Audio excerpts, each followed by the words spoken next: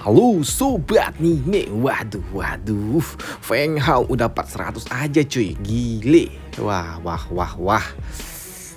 Padahal dulu ngejar ketertinggalannya jauh banget cuy. Sekarang udah 400 aja, udah jauh lagi ninggalin yang sebelumnya itu. Waduh. Yaudah yuk kita gaskan lagi dah Feng Hao-nya. Langsung aja kita gaskan. Mereview sedikit dari pas sebelumnya. Setelah menunjukkan siapa bosnya di tempat ini, instruktur Liu diyakini mendapatkan rasa respect dari para murid-muridnya. Karena bagaimana tidak, dengan tingkat kultivasi yang ditekan dan ada di ranah yang sama, para bocah-bocah ini mereka tidak ada artinya di hadapan instruktur Liu, dimana dia dapat dengan sangat mudah menjatuhkan mereka semua. Dimana di sini instruktur Liu dia juga mulai menunjukkan kelemahan dari setiap murid-muridnya itu. Shumo, apakah kau tahu? Dengan kemampuan tubuh suci yang dapat melihat masa depan yang kau banggakan itu, kau hanyalah sampah di dalam medan laga. Kau adalah orang yang paling tidak berguna di tempat ini. Apakah kau pikir dengan kemampuan yang kau miliki itu dapat membuat kau berguna untuk dunia ini? Tidak. Kau hanyalah sampah untuk teman-temanmu. Ucap dari instruktur Liu yang membuat bocahmu dia kena mental. Dan dia juga sadar betul akan kelemahannya itu. Baik, aku mengerti instruktur Liu. Saya akui kalau aku salah. Sedangkan untuk kau, Wan Xin, apakah kau pikir kau hanya akan berlindung di belakang teman-temanmu selama kau ada di medan laga? Baik, Wan Xin mengerti Master Liu. Dan untukmu, bocah Agi, apakah kau pikir pertahanan yang kau banggakan itu tidak dapat dipecahkan oleh orang lain? Hanya mengandalkan magic weapon untuk bertahan. Apa-apaan itu? Lemah, tidak berguna. Ya, baik, Gihong mengerti.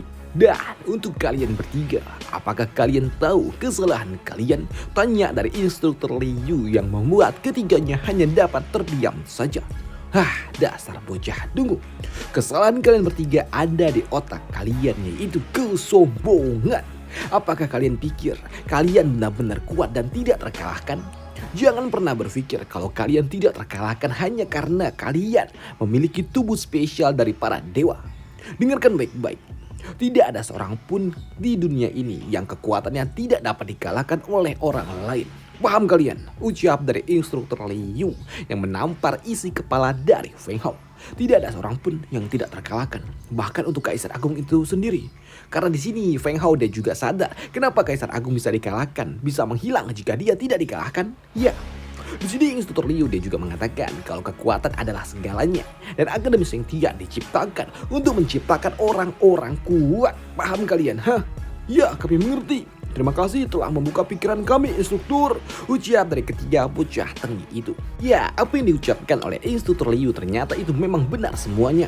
Dan dengan kekuatan serta pemikiran yang sangat luar biasa yang dia miliki, dia memang pantas untuk menjadi seorang instruktur di Akademi Seng Tian ini. Ucap dari Feng Hao di dalam hati. Dan secara tidak langsung hal ini juga membuat mereka semua, para bocah-bocah ini, mereka mulai menanamkan rasa respect yang mendalam kepada instruktur Liu. Dan di sini instruktur Liu dia juga mengatakan kalau mulai hari ini aula yang ada di lantai 3 ini akan menjadi aula latihan pribadi milik para bocah-bocah itu. Dan setiap 1 bulan sekali aku akan datang untuk melihat perkembangan kalian. Baik, terima kasih instruktur, sambut dari para bocah-bocah itu.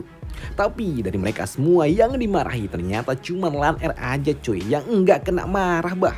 Karena sepertinya Lan Er dia memang spesial. Mengingat Istana Xuantian aja memperlakukan Lan Er sebagai nona muda pula.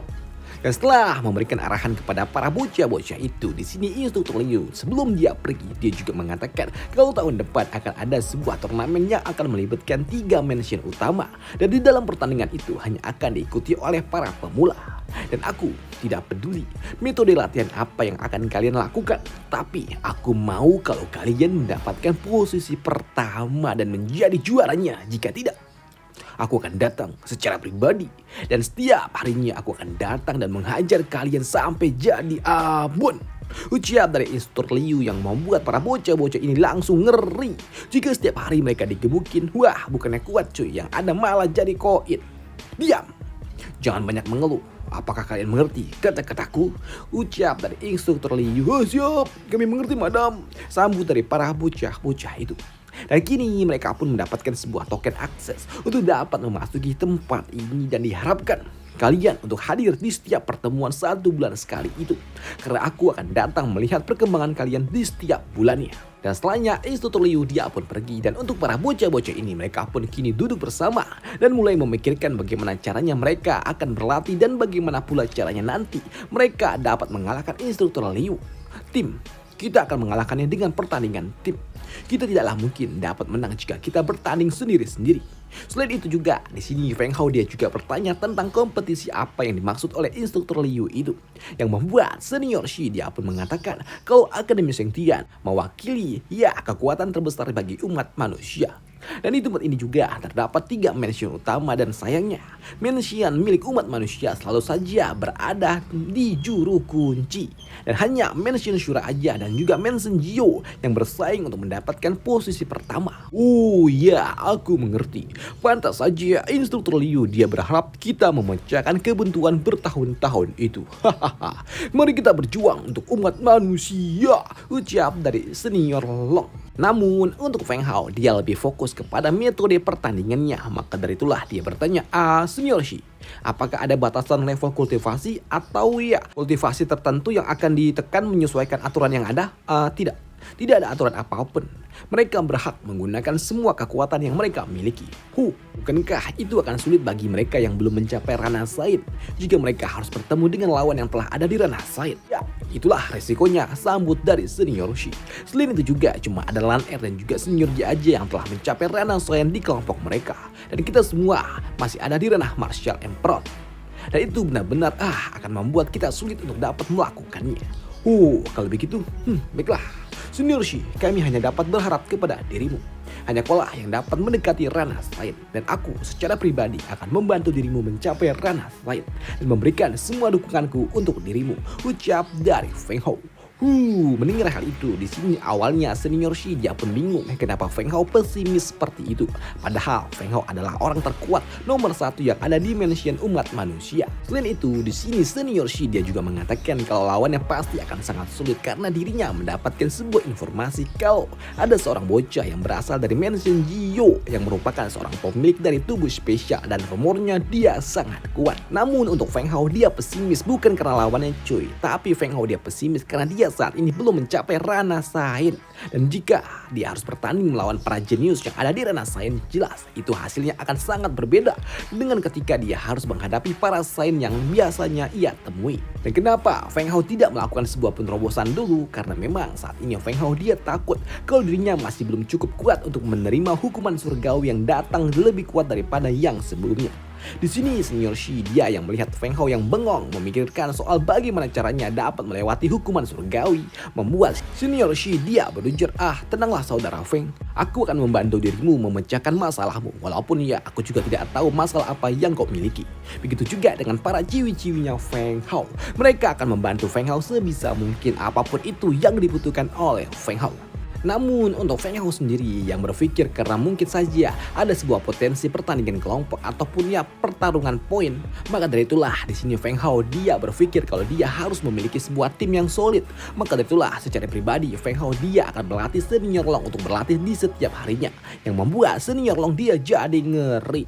Sedangkan untuk senior Mo yang memiliki kemampuan untuk dapat melihat masa depan, dia memiliki sebuah pendapat yang berbeda dengan senior Shi yang mengatakan sebelumnya kalau lawan yang paling sulit nantinya ada kemungkinan berasal dari klan Jiu. Karena menurut penerawangannya pemenangnya berasal dari klan Shura.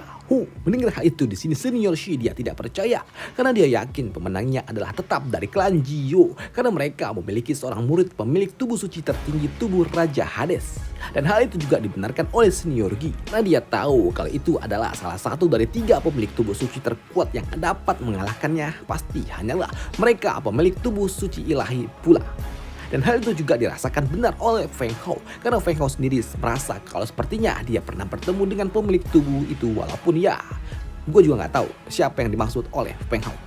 Tapi apapun spekulasi yang ada di sini senior Mo dia tetap yakin kalau pemenangnya tetaplah berasal dari klan Shura. Dan melihat potensi lawan yang sangat mengerikan membuat senior Shi yang tahu kalau Feng Hao yang terkuat di antara mereka tapi tidak yakin dapat melakukan penerobosan, membuat mereka pun bertanya, senior Feng, kenapa dan apakah kau tidak yakin bisa melakukan penerobosan ke ranah Sain dalam waktu 1 tahun? Sebenarnya sih ya bisa aja, tapi kurasa ini akan sangat sulit, ucap dari Feng Hao. Tapi di sini senior Shi dia pun tetap yakin kalau Feng Hao pasti dapat melakukannya. Selain itu juga di sini senior Shi dia juga mengatakan kalau pemenang di dalam turnamen kali ini mereka akan mendapatkan sebuah pelatihan khusus. Mereka diizinkan untuk berlatih selama 1 tahun full di dalam area tanah suci, yang artinya mereka akan berlatih lebih dari 360 tahun. Dan ya bayangin aja cuy, Feng Hao berlatih selama 360 tahun, bakal se-OP apa dia? Wong dia baru kurang dari 10 tahun aja udah kayak gini cuy, apalagi 360 tahun, wah buset, gila gak tuh? Oke, baik lagi nih. Mendengar ucapan dari senior Shi yang sebelumnya membuat Feng Hao dia pun tercengang. Karena dia mau menyelesaikan misi sebanyak apapun tidaklah mungkin dia bisa mendapatkan kredit sebanyak itu, pikir dari Feng Hao. Dan keesokan harinya Feng Hao saat ini dia pun pergi memutuskan untuk berjalan-jalan mengelilingi tempat ini untuk melihat-lihat sembari dia berpikir tentang bagaimana caranya dia bisa mencapai ranah Sain. Dan untuk mencapai ranah Sain, aku membutuhkan 4 kekuatan elemen lainnya lagi, dan di mana aku bisa mendapatkannya ya? Pikir dari Feng Hao. Namun ketika Feng Hao dia sedang berkeliling, dia pun mendengar suara seseorang yang sedang malu-malu. Bukan malu-malu karena malu cuy, tapi karena lagi malu. Apa sih? Ya gitulah. Pokoknya ya Feng Hao mendengar seseorang yang sedang nukang. Itu dia. Mendengar suara itu membuat Feng Hao dia pun penasaran dari mana sumber suara itu berasal. Maka dari itulah di sini Feng Hao dia pun memutuskan untuk melihatnya dari dekat. Dan ternyata sumber suara itu berasal dari seorang pria tua yang sedang menempa sesuatu. Gerakannya sangat presisi dan juga sempurna. Dia melakukannya dengan sangat luar biasa. Maka dari itulah di sini Feng Hao dia pun mencoba untuk dapat mempelajari bagaimana caranya orang tua itu bekerja. Dan tanpa terasa Feng Hao dia pun mempelajari sebuah teknik memukul yang sangat luar biasa selama 3 jam non-stop. Hingga perutnya akhirnya lapar dan juga berbunyi. Dan ketika Feng Hao dia akan kembali untuk makan siang, Feng Hao ternyata dia telah diketahui kedatangannya dari awal oleh pria tua itu yang berujar, "Setelah kau setengah hari mencuri keterampilanku, kau akan pergi begitu saja?" Ucap dari orang tua itu yang membuat Feng Hao dia buru-buru langsung menundukkan badannya dan juga mengucapkan salam. "Salam senior, aku Feng Hao, dan aku harap senior mau memaafkanku yang telah tidak sopan mengganggu senior bekerja," ucap dari Feng Hao sembari membukakan badannya. Namun untuk orang tua itu yang melihat kultivasi Feng Hao dia berujar, "Martial Emperor tahap puncak. Apakah kau adalah bocah baru? Sungguh anak yang kurang ajar. Bisa-bisanya anak baru datang ke tempatku dan mencoba mengambil ilmuku secara diam-diam. Sungguh bocah yang berani sekali. Dan sekarang katakan, apa yang kau lakukan selama ini di pojokan sana? Katakan dengan benar, jika tidak, aku tidak akan dapat mengizinkan kau pergi dari tempat ini," ucap dari patua itu yang membuat Feng Hao dia berujar, "Salam senior, aku hanya ingin melihat postur senior yang luar biasa dalam melakukan aksi penempa besi itu.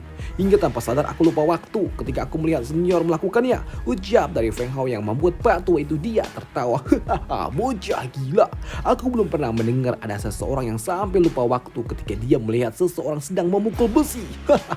Baiklah, karena kau telah menontonku dengan waktu yang cukup lama, sekarang ulangi gerakanku dan aku ingin melihat seberapa baik kau memperhatikanku bekerja."